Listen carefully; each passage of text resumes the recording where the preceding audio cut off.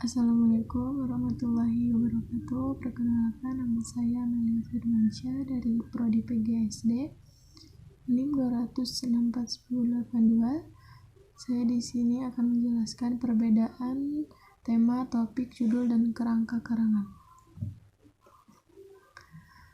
Tema. Menurut KBBI, Kamus Besar Bahasa Indonesia, pokok pikiran berarti dasar cerita yang dipercakapkan dipakai sebagai dasar mengarang, mengubah sajak, dan sebagainya.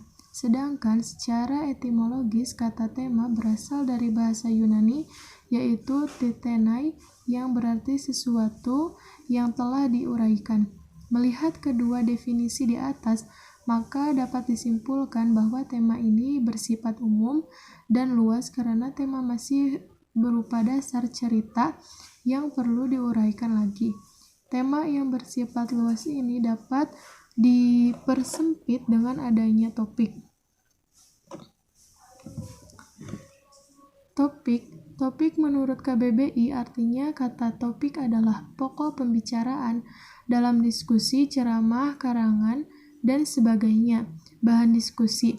Topik berasal dari bahasa Yunani yaitu topoi yang artinya inti utama dari seluruh isi tulisan yang hendak disampaikan atau lebih dikenal dengan topik pembicaraan. Dari kedua definisi di atas, kita dapat melihat adanya persamaan arti dari topik yaitu pokok pembicaraan atau secara bebas dapat juga kita artikan sebagai permasalahan yang dibahas atau diuraikan.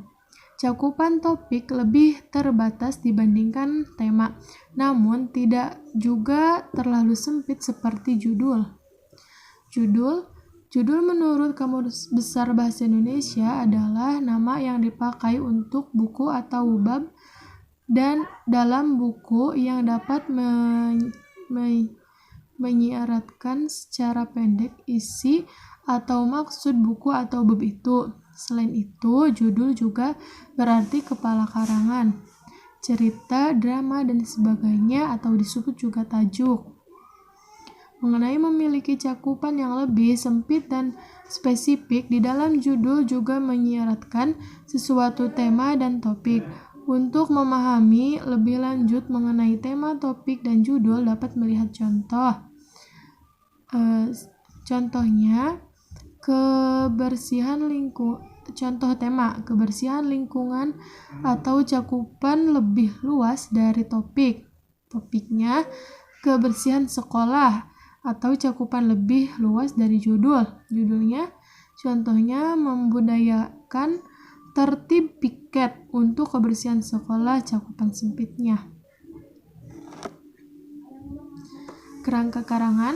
Kerangka karangan adalah rencana penulisan yang memuat garis-garis besar dari suatu karangan yang akan ditulis dan merupakan rangkaian ide-ide yang disusun secara sistematis, logis, jelas, struktur, dan teratur. Terima kasih. Mungkin itu saja yang bisa saya sampaikan. Bila ada yang kurang, mohon maaf. Wabillahi taufiq wal hidayah. Wassalamualaikum warahmatullahi wabarakatuh.